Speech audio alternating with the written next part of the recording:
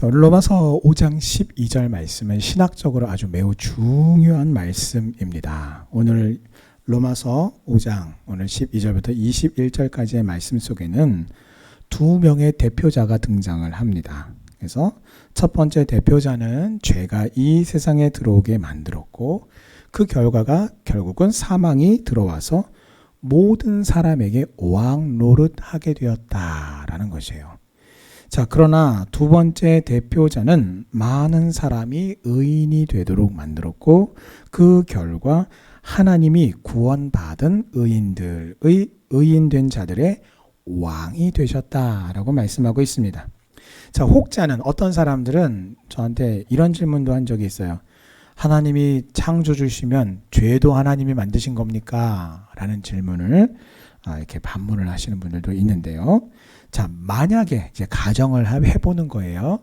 만약에 그러한 질문을 던지시는 분들의 질문처럼 생각처럼 하나님이 만약에 죄를 만드셨다라고 한다면 하나님은 하나님이 되실 수가 없습니다. 왜냐하면 만약에 하나님이 죄를 지었다라고 그렇게 말을 한다면 하나님의 도덕성에 치명적인 손상을 끼치기 때문이에요. 그러니까 무슨 말인가 하면 하나님이 죄를 만들어 놓고 또 인간이 그 죄를 범할 때까지 가만히 기다렸다가 만들어 놨으니까 걸리나 안 걸리나 계속 쳐다보고 있었을 거 아니에요. 예? 그렇게 죄를 범하기를 기다렸다가 인생들이 죄를 지니까 덜컥하니 끼놈 하고 벌을 줍니다. 또 그 죄를 용서해 주신다고 자기 아들을 어떻게 해요? 십자가에 내어주셨잖아요. 못 박아 죽이신다면 이 전부가 어떻게 해요? 시작부터 잘못된 거죠. 말이 안 되는 거죠.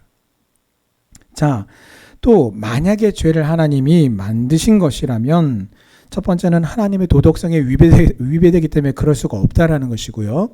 두 번째는 하나님이 가지고 계신 정말 그 많은 성품 중에서 대표성이라고 말할 수 있는 거룩성.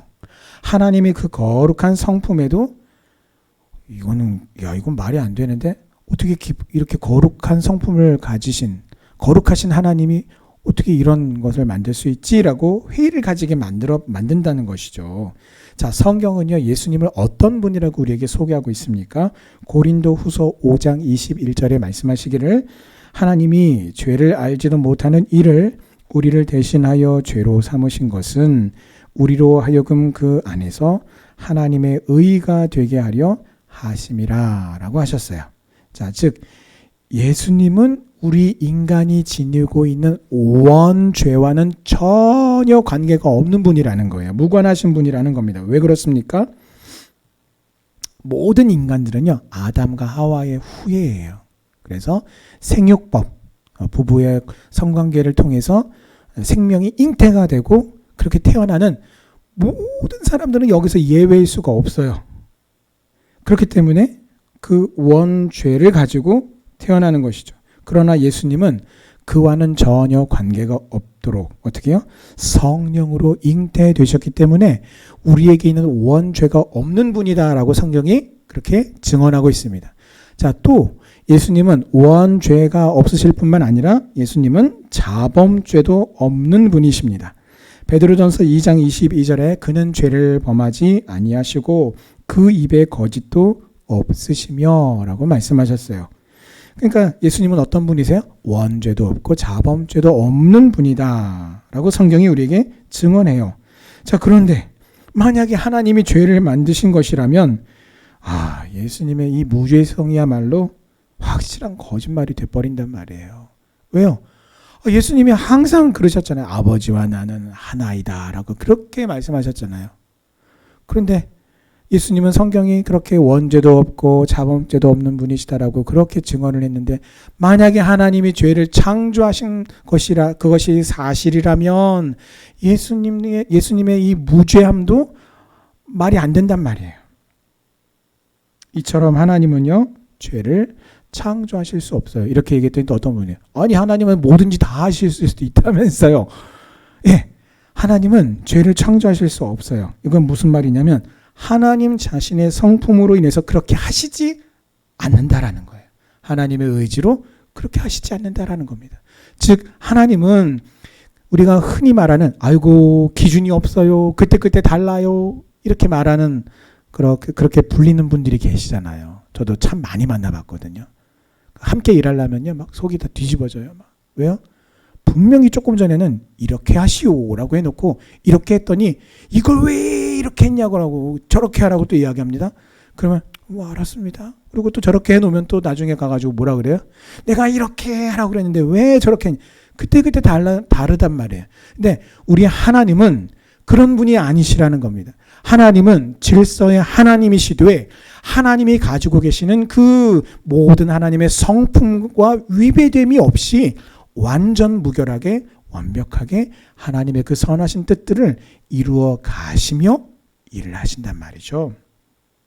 자, 오늘 성경은 죄의 기원에 대해서 12절에서 밝히고 있듯이 죄는 어디서 왔어요? 잘 모르겠지만 오늘 말씀해 보니까 이 세상에서 창조된 게 아니라 세상 밖에 있었어요. 그리고 그 죄가 어떻게 됩니까? 죄가 이 세상에 어떻게 됐어요? 들어왔어요. 죄를 하나님이 창조하신 게 아니라 하나님이 창조하신 이 세상 속으로 죄가 들어오게 된 것입니다. 자, 그런데 그 죄가 어디를 통해서 들어왔습니까? 한 사람의 불순종, 범죄함 때문에 들어왔어요. 자, 그래서 우리가 반드시 알아야 될 사실이 있는데 에덴 동산 중앙에 있었던 선과 악을 알게 하는 나무는 하나님의 우리를 향하신 사랑의 증표였다라는 것이죠. 왜요? 지극한 하나님의 사랑의 증거예요. 하나님은 우리를 창조하시고 우리가 지금 요즘에 로봇을 만들어서 모든 걸 우리가 프로그래밍이라고 하죠. 여러분 참 대한민국은 아직 똑같은 차가 미국에서 이렇게 전기 자동차라고 말을 하죠. 테슬라라고 하는 이제 회사에서 차를 파는데 똑같은 차를 팔아도요. 우리나라는 아직 차만 파는 게 아니라 그 사람들이 그 프로그램도 같이 팔거든요. 그래서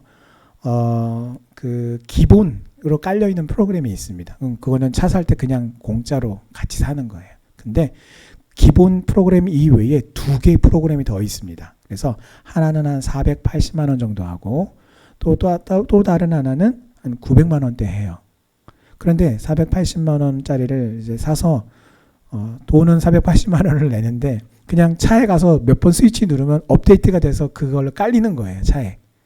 그런데 그 차가 신호중 우리 신호등을 보고 인식을 해서 서고 가고 이런 부분들이 다 있는데 이 2배 정도 차이가 나는 금액에 있어서 뭐가 차이가 나길래 그렇게 2배 차이가 나느냐? 딱 2가지입니다.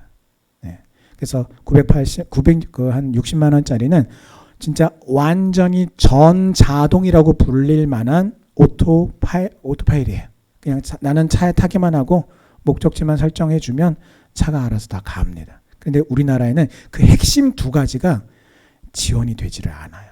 그래서 비싼 걸 사도 프로그램이 지원이 되지를 않기 때문에 의미가 없습니다.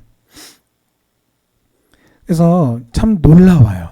그래서 지금 한국 사람들 중에서도 유튜버를 찍으시는 분들이 미국에 가가지고 그 차를 타고 놀라워하는 그런 광경을 인터넷에서 확인해 볼 수가 있는데 다 사람 마음은 똑같은 것 같아요. 저도 그런 마음이 있어요. 이 기계를 어떻게 믿고 이 차들이 많이 다니는 곳에서 과연 사고는 안 날까 이런 어떤 근심 이렇게 약간 두려움 걱정하는 마음들이 있을 수 있잖아요. 근데 그 유튜버가 실제로 처음 타가지고 막 무서워하고 막 놀라워하는데 시간이 점점 지나면서 적응을 점점 해나가는 그런 모습도 보이더라고요. 자, 무엇을 말합니까? 어떻게 차가 이렇게 정교하게 어떻게 이렇게 알아서 멈추고 어떻게 이래서 차가 껴드는 것도 다 인식을 하고 다 로봇은 다 가능해요.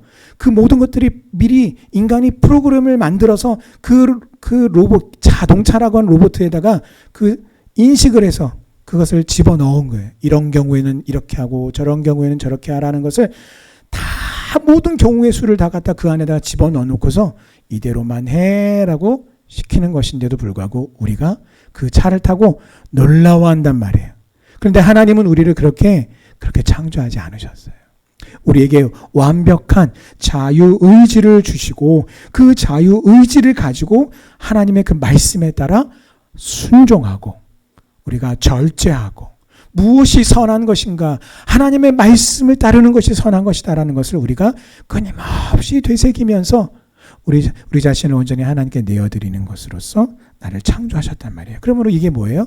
선과 악을 알게 하는 나무를 동산 중앙에 두신 그 자체가 나를 향하신 지극한 하나님의 사랑의 증표인 것이 맞아요. 이게 나를 향한 하나님의 축복입니다. 그러나 대표자인 한 사람이 이 자유의지를 잘못 사용했죠. 그래서 자신의 유익을, 자신의 욕심을 채우기 위해서 사용한 결과로 죄가 이 세상으로 물밀듯이 뚝이 터져서 장마철에 보가 터져서 그냥 물난리가 나서 한순간에 쓸어버리는 것처럼 죄가 이 세상에 그렇게 쏟아져 들어왔다라고 성경이 로마서에서 말하고 있습니다.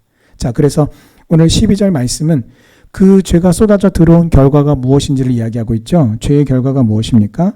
사망이다 라고 말씀하고 있어요. 그래서 여러분, 죄하고 사망은요 언제나 같이 다니는 한 세트예요. 사망이 왔어? 그럼 어디 죄가 있는 거예요. 죄가 왔어? 그럼 어딘가 사망이 있는 거예요. 로마서 6장 23절에서 죄의 삭은 사망이다 라고 분명하게 선포합니다. 문제의 핵심은 무엇이냐면 이 죄가 모든 사람에게 미치게 되어서 결과적으로 모든 사람이 죄를 범하게 되었다라는 것이에요. 그래서 이 원죄가 모든 사람에게 미치게 되었어요. 그래서 모든 사람이 그 원죄가 영향을 미치게 된 결과가 무엇입니까? 스스로 알아서 죄를 짓기 시작하게 된 거예요. 그래서 자범죄를 지으며 살게 되었고 그 결과로 죄와 한 세트인 사망에 이르게 되었다라는 것입니다. 이게 죄의 무서움이에요.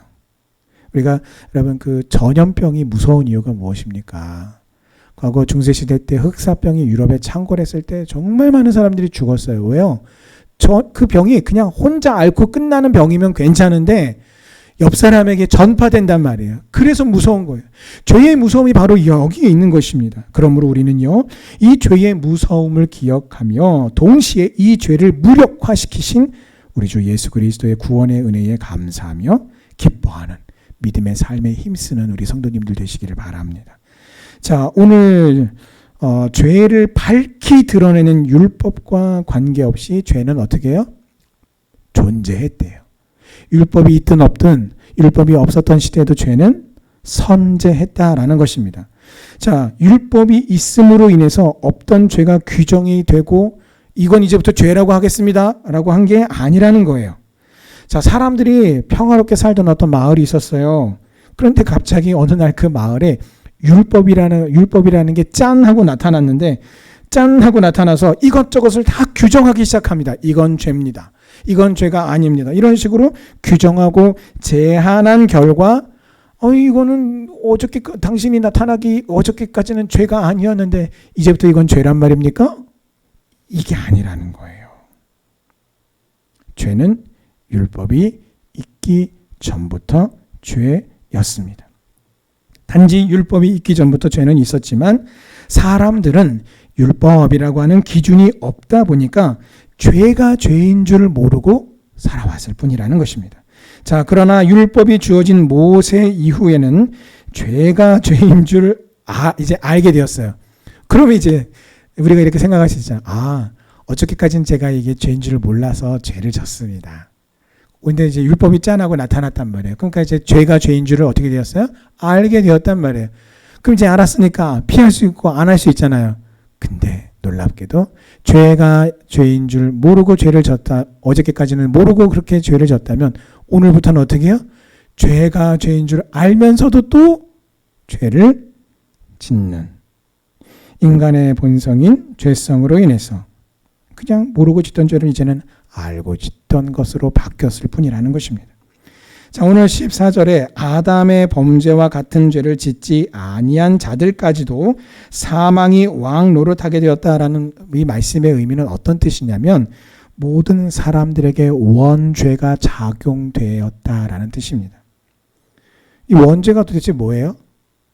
행위적인 측면으로 보면 선악과를 따먹은 행위입니다.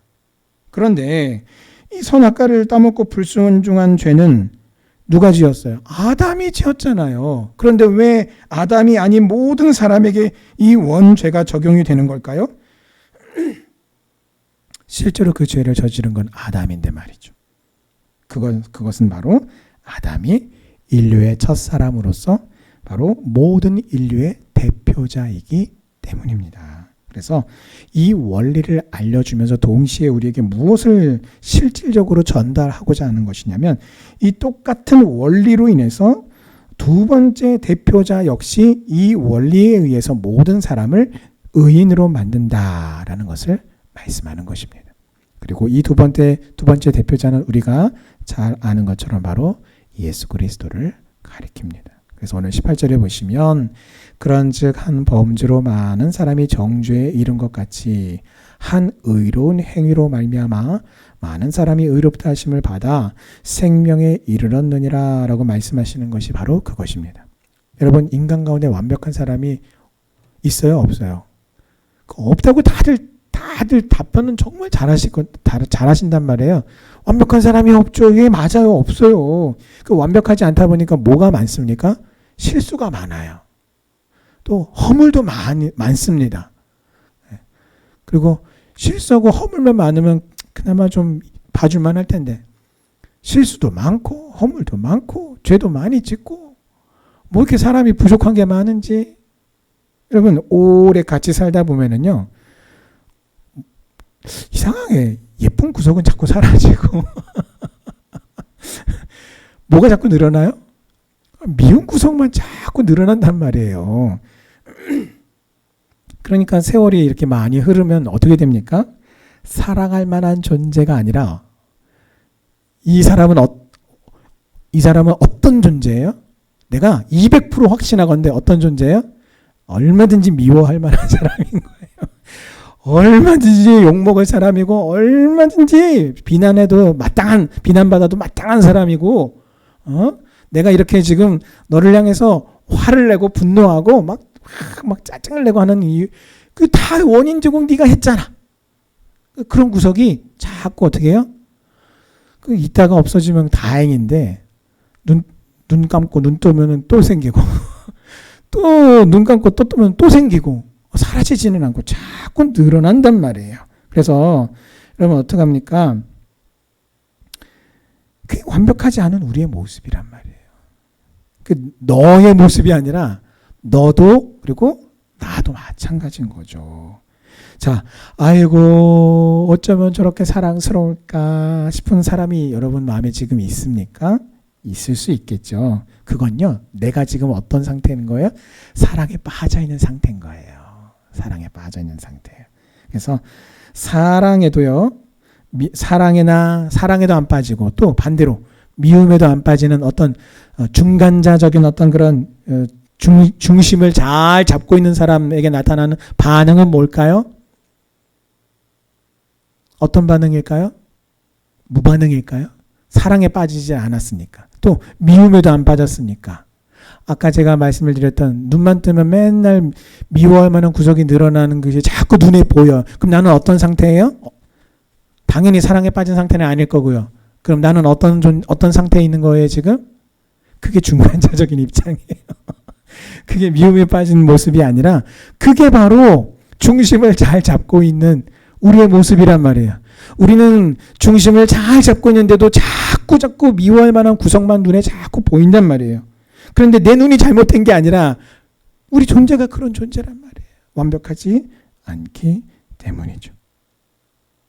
자, 그렇기 때문에 우리가 힘써야 될 것이 있습니다. 결과적으로 그것은 바로 사랑하는 것입니다. 사랑하기에 힘을 써야 합니다. 그것도 아주 특별하게 힘을 써야 돼요. 그래서 저도 뭐 일을 하다 보면은요, 우리가 여러분 가벼운 거는 어떻게 드세요? 한 손으로 그냥 훅 들어요. 근데 무거운 건 어떻게 드세요? 그냥 한 손으로 훅 들리던가요? 안 들리는 무거운 거 있잖아요. 그때는 어떻게 하십니까?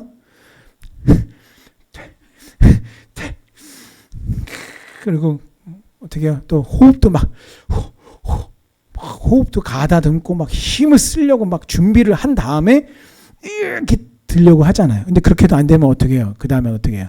아이, 좀 와봐. 좀 같이 좀 들자. 이렇게 도와달라고 하잖아요. 특별하게 힘을 써야 된단 말이에요. 뭐 하는데요? 사랑하는데. 왜요? 잘 안 돼요. 너무 어려워요. 아까도 말씀드렸지만 우리 눈은 사랑할 구석을 발견하기보다 오히려 미워하고 정죄하고 비난하고 증오하는 그런 구석만 자꾸 내가 원하지 않는데 쏙쏙 들어와서 박힌단 말이에요. 그러므로 여러분, 큰 의지와 큰 순종이 필요한데요. 그러므로 우리는 반드시 성령님께 도움을 구해야 합니다. 내 안에 은혜와 힘을 주시기를 간절히 간구합시다. 그래서 주님께서 죄인인 나를 먼저 사랑하셔서 용서하셨듯이 나도 나에게 죄 지은 자를 용서하고 사랑할 수 있도록 주님의 마음을 나에게 부어달라고 그렇게 기도합시다. 그래서 지극히 거룩하신 하나님께서 기뻐하시는 오늘 이 말씀에 우리가 온전히 순종하기 위해서 이 말씀에 순종하기를 거부하는 내가 있단 말이에요. 거절하는 나 자신을 먼저 부인할 수 있도록 예수님의 그 십자가를 꼭 깊이 붙들 수 있게 달라고 기도합시다. 그래서 성령의 충만함으로 나에게 부으셔서 성령의 은혜로 주님의 마음을 품게 해달라고 기도합시다. 그렇게 힘써서 우리가 해야 할 일이 바로 사랑하는 것입니다. 그래서 여러분, 목사님, 저는 그렇게까지 할 힘은 없고요. 제가 중간만 잘 아까 말씀드렸잖아요. 중간을 지키면 어떻게 된다고요? 계속 내 눈이 미워할 만한 구석을 발견하면서 사람을 정죄하게 된다고요. 이 일에 우리가 사랑하는 일에 힘쓰지 않으면 어떻게 됩니까? 목사이면서도 권사이면서도 성도라고 불리면서도 우리는 마치 사망이 왕노릇하는 죄인들처럼 여전히 죄가 내 마음과 삶에 역사하는 비참한 삶을 살게 된다라는 것이에요. 그래서 구원의 확신은 나에게 있어요. 그럼에도 불구하고 내 삶에 하나님의 은혜로 인한 기쁨도 감사도 은혜의 역사도 없는 바짝 말라버린 그 사막과 같은 무미건조한 그 하나님의 은혜도 능력도 없는 그런 비루한 삶을 하루하루 연명하게 되는 것입니다. 자, 두 번째 대표자인 예수님께서 오셔서 의로운 행위로 많은 사람을 의롭게 하심을 받게 하여 생명에 이르게 하셨습니다. 예수님이 이 일을 행하셨듯이 여러분, 우리가 왜 사랑하기를 힘써야 합니까? 두 번째 대표자인 예수님께서 나의 왕이 되셔서 나도 예수님이 행하셨던 대로 행하도록 하기 위해서예요. 그게 무엇입니까? 수많은 어둠 가운데 있는 수많은 영혼들에게 천국의 맛배기를 보여주기 위해서란 말이에요. 장 볼 때 오후에 늦게 저녁에 장 보러 가면은 그때 집중적으로 마트에서 어떻게 합니까? 이거 한번 맛 좀 보고 가라고, 이것도 먹어보라고 하고 저것도 먹어보라고 해서 한 바퀴 돌면 배가 불러요. 네? 맛있는 거 막 이것저것 다 줍니다. 그거 왜 줍니까? 그 맛을 안 보면 무슨 맛인지 모르는데 살까 말까 했던 사람이 맛보고 맛있으면 어떻게 해요? 저 같은 사람은 그냥 잘 안 사고 저는 제가 사고 싶은 걸 사지 그 맛보기 보여준다고 먹고서 잘 사는 법은 별로 없어요. 저 같은 사람은. 근데 어떤 분들은 보면 그 맛보기 딱 보고요. 이거 맛있네? 하고 그 자리에서 막 2개, 막 3개 이렇게 카트에다 집어넣는 분들도 꽤 많으시더라고요. 오늘 우리가 나의 왕이신 두 번째 대표자로 오셔서 모든 사람들을 그 죄로부터 구원하셔서 예수 그리스도가 우리의 왕이 되게 하셔서 그 하나님의 은혜와 능력을 맛보며 천국을 맛보며 살아가게 하셨단 말이에요. 그래서 우리가 죽어서만 가는 천국이 아니라 우리가 죽어서도 천국에 가겠지만 우리가 살아서 이 땅에서 살아가는 동안 예수 그리스도께서 이 믿는 자들 하나님의 말씀에 순종하여 여호와 하나님의 왕으로 모시고 살아가는 믿음의 백성들을 위하여 예비하신 그 풍성한 삶을 우리로 하여금 이 땅 가운데서 맛보며 하루하루를 연명하는 삶이 아니라 하루하루를 하나님의 은혜와 축복 속에서 천국을 맛보고 천국을 누리며 살아가게 하셨단 말이에요. 우리가 그것을 늘 누리면서 우리는 어떻게 해야 돼요? 우리만 먹으면 안 되고요. 이것 좀 맛보고 가세요 하고 자꾸 우리가 우리의 이웃을 사랑하기에 우리가 힘씀으로써 천국을 자꾸 맛보기를 보여줘야 된단 말이에요. 죄는 사망 안에서 왕노릇하여서 사람의 영혼과 마음과 삶을 결국 망가뜨리고 결국은 지옥으로 끌고 갑니다. 그러나 하나님의 은혜는 의로 말미암아 우리의 왕노릇하여서 우리 주 예수 그리스도 안에서 우리를 영생에 이르게 하십니다. 이 영생에 이르는 것은 죽은 후에만이 아니라 이 세상에서 살아가는 동안에도 하나님께서 믿음의 자녀를 위해서 예비하신 그 풍성한 은혜의 삶을 누리는 것입니다. 그래서 우리가 매일매일을 왕 되신 예수 그리스도 안에서 하나님이 나의 왕 되심을 믿음으로써 누리는 그 삶이야말로 여러분 우리가 천국에 가면요 궁극적으로 우리가 누릴 삶이에요. 그런데 하나님이 우리로 하여금 그것을 어떻게 해요? 이 땅에서 예행 연습하며 맛을 보며 살게 해주셨단 말이에요. 천국을 맛보며 천국의 기쁨을 맛보며 천국의 그 은혜를 맛보며 살아가게 하셨는데 여러분 내가 아직 죄인 되었을 때에 나를 먼저 사랑하시고 용서해 주신 것이 나를 향한 하나님의 은혜의 핵심이에요. 그러므로 오늘 이 땅에서 내게 허락하신 천국 예행 연습의 그 장이 연습하려면 그 훈련장이 있어야 되잖아요. 그 훈련장이 어디예요? 내 인생이란 말이에요. 내 인생이라고 하는 이 천국 예행 연습의 훈련장을 통해서 이 하나님의 은혜를 기억하여 이웃 사랑하기를 특별히 힘쓰고 행하셔서 오래 같이 살아서 매일같이 미운 구석에 자꾸 보이는 나의 그 가장 가까운 이웃들, 나의 가족으로부터 시작하여 정말 내 이웃에 이르기까지 혹은 믿음의 공동체에 이르기까지 내 이웃을 특별히 그냥 사랑하면 안 돼요. 특별히 사랑해야 되고요. 힘써서 사랑해야 됩니다. 그렇게 사랑하셔서 나를 위해 예비하신 그 풍성한 하나님의 은혜를 매일매일 누리며 행복하게 살아가는 우리 성도님들 다 되시기를 주님의 이름으로 축원합니다.